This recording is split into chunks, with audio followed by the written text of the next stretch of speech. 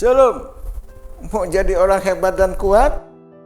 Jadilah manusia hebat yang dihina tidak tumbang dan yang dipuji tidak terbang.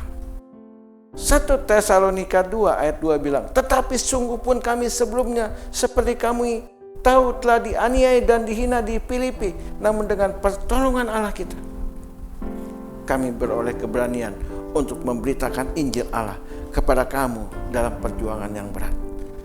Perjuangan terhebat dalam hidup adalah menjaga hati dan perasaan, sebab dari situlah kita menjadi manusia yang hebat dan kuat. Atau sebaliknya, menjadi orang yang minder dan lemah karena selalu terpengaruh oleh kata orang.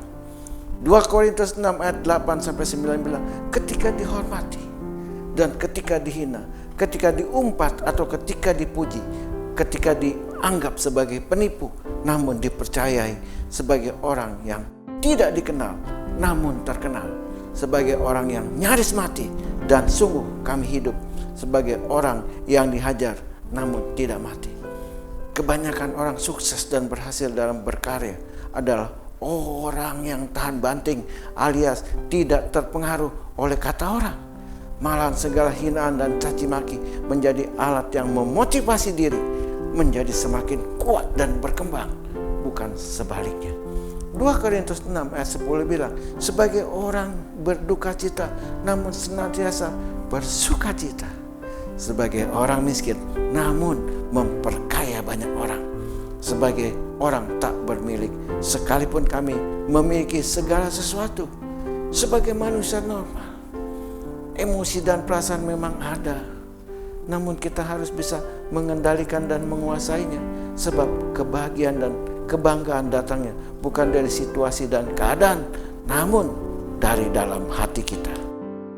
1 Timotius 6 ayat 4-5 bilang, ia adalah seorang yang berlagak tahu, padahal tidak tahu apa-apa.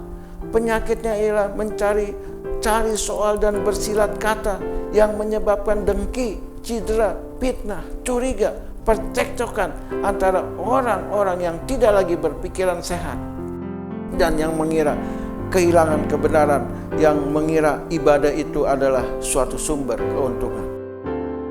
Orang yang sok berlagak tahu, rajinnya seperti wartawan, pencari berita kemana-mana untuk dipakai bergosip.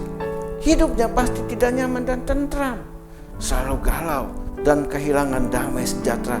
Mereka pikir itu hebat, padahal tidak ada untungnya.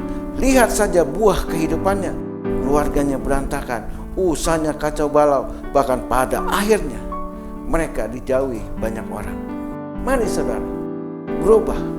Saya percaya hidup Anda akan menjadi lebih baik. Tuhan Yesus memberkati kita semua. Amin.